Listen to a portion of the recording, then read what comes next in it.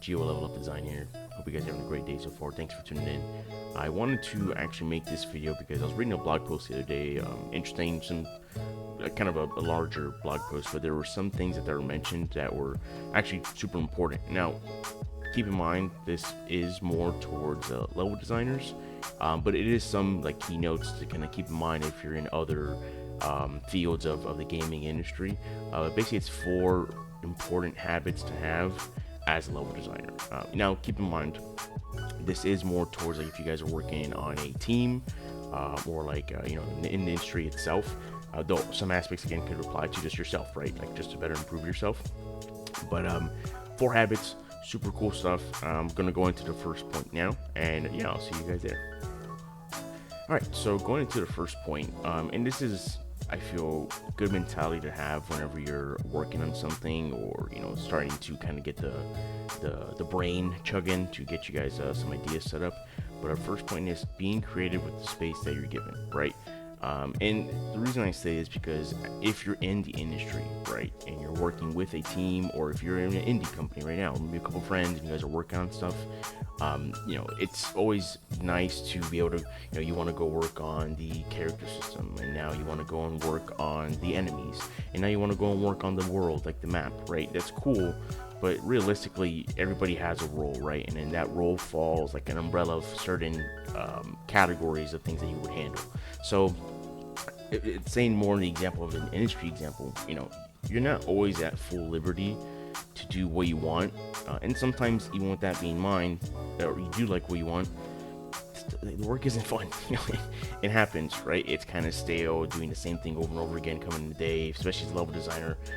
My experience, documentation is a big part of things that we do to kind of track and show the other designers what happens, and repeats, right? Doing GDDs, LDDs, and rinse, repeat. It gets stale. But with that being said, what you want to do is make the most of what you can in that situation, right?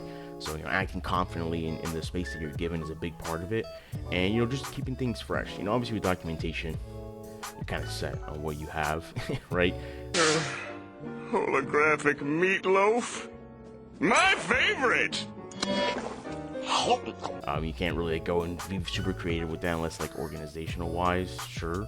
But if you're doing like the same thing, right? If you're just building out different types of levels of one certain area, try different variations, right? Keep it fresh, so that the things are in your control, right? You're able to maximize on that, and give the end, like person you turn into is your manager, lead, whoever, the tools to be like, hey, look, you wanted me to make a room with 6 barrels in it. I made 3 different versions with different layouts of it. So what do you think, right?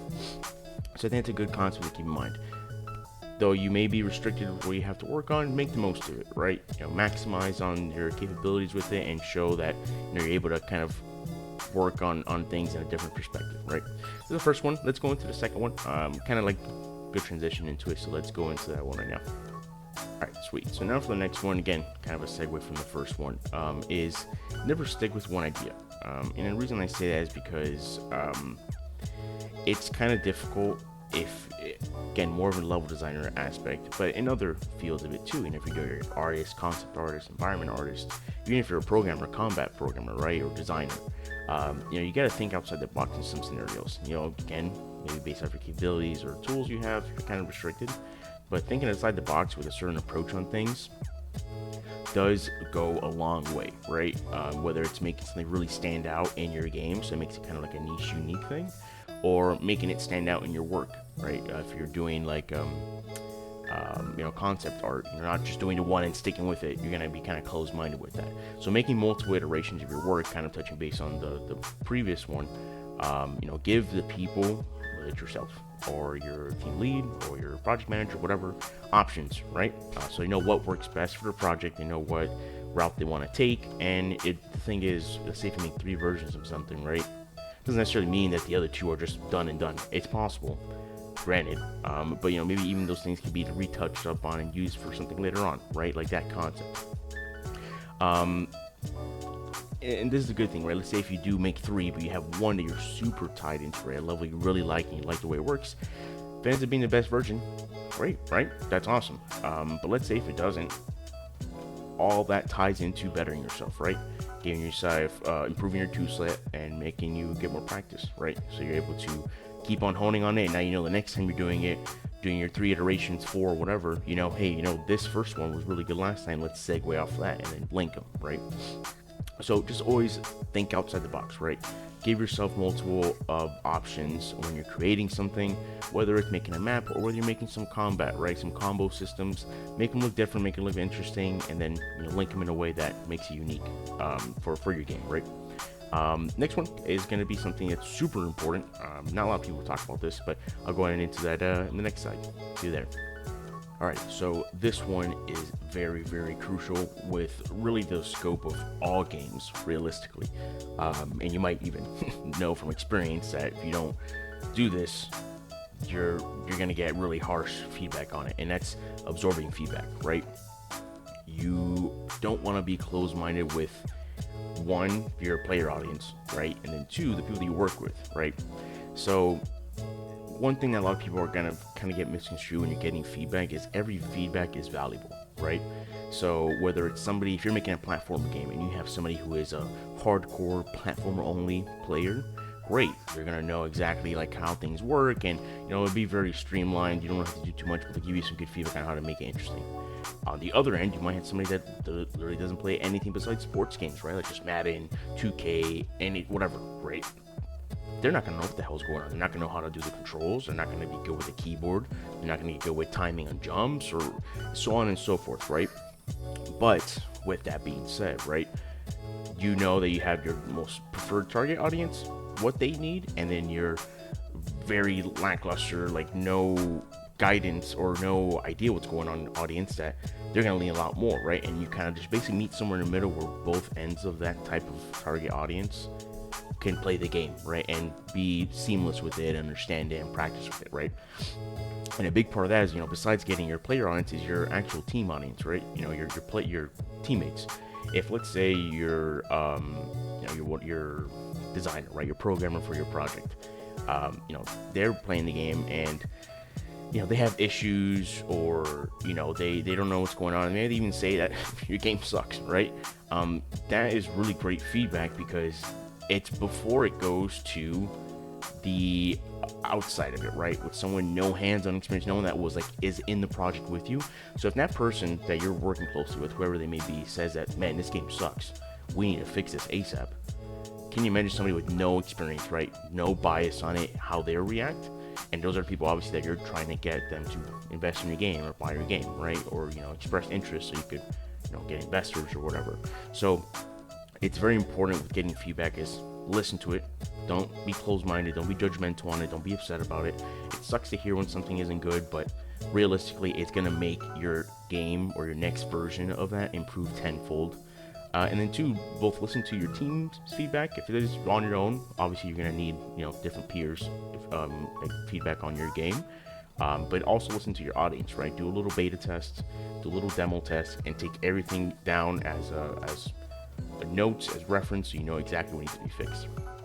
Very important getting feedback. You'd be surprised how some games, Cyberpunk, when it first came out, was horrible, right? Because they didn't really do any play testing. They were kind of bullied into releasing it much earlier than anticipated, after many pushes, obviously, but still, right? It's important to get that feedback so you guys can fix it. And you have a good launch, you have a good beta, alpha, gold series, whatever. And then we're going to go into the last point right now.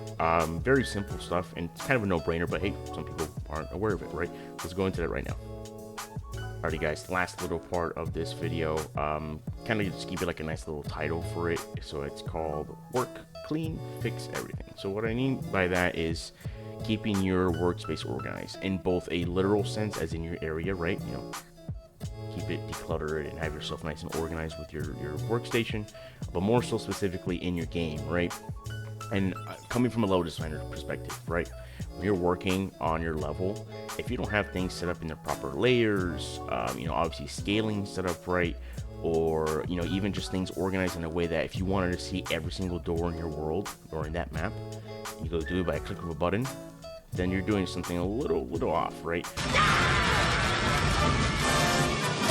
And it's better to do it in the moment while you're building out stuff than later on, because if in the end, start of a level, going from having, let's say, 3 rooms, you can organize all then and there, compared to later on when you have 15 rooms with assets, the tertiary elements, the decorative stuff, all that. It's going to be a nightmare, right? And at that point, nobody wants to do it. But to keep it organized in a sense where you want to be able to look at anything specific, you have a certain bug that kind of spreads across your entire world that you weren't aware of, doing that, right? Like, so for example, if you have, let's say, a parameter you need to put on a certain interactable element, that if you don't do it, it doesn't work, or it's buggy, right? You have 20 of those in your world later on, but you only fixed the first one because that's just the first one you came across. Then now you gotta go back and redo that all over again. So just staying on top of those types of bugs that are coming up, right? Be proactive with it. And the same concept, just from level designer's perspective, getting that organized and fixing your errors consistently whenever they come up, across the board. Same thing with programmers, right? Like, so when they're programming, they're doing a bunch of, let's say, C++, C#, even blueprints in Unreal. Keeping stuff like that organized with macros or whatever, it's going to be much better than just seeing the giant spaghetti code, which looks like this, right? I mean, this is horrible. Like, it's so ugly to look at, and you can get like certain plugins to organize it, but in the end, it's a mess to look at. You don't know what does what besides a programmer. Anybody coming outside of that is going to be very confused on what the heck's going on. And then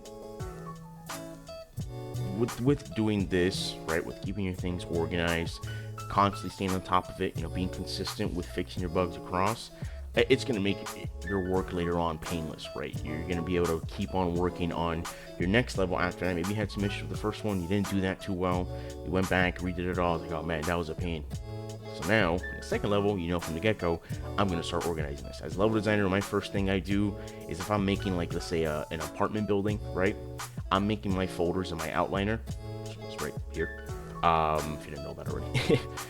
In my outliner, so that I know that I'm going to be needing some doors. I'll make a folder for doors. I'm going to make a folder for windows, for lampposts, for desks, for whatever it is, so that as I'm building out a room in a section, boom, drag everything in there. If I need to replace all my doors for whatever reason with a new one, I can do that. If there's certain doors I just need to fix, right, I'm going to go on there, have all my doors organized, and bloop, bloop, bloop, get that all fixed, right?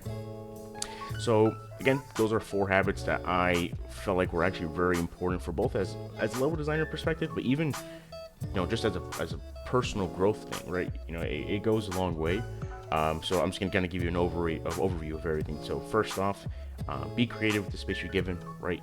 Don't bash yourself on having to do a lot of repetitive stuff and get bored of it. Add your flair to it. Make it a little more worthwhile doing it. Never stick with one idea. Think outside the box, right? Have multiple iterations of your work, or different flares or twists of it, so that you have options to show to your lead, or just for yourself, right? Just because that's your own little pat on the back that you're excited about doing this. Absorbing feedback, from your teammates and from outside, unbiased peers. Any feedback is good feedback, whether they say your game sucks, they say your game is great, or they don't know what the hell's going on. That's going to help you out with being able to fix your iterations and fix the level to make it better.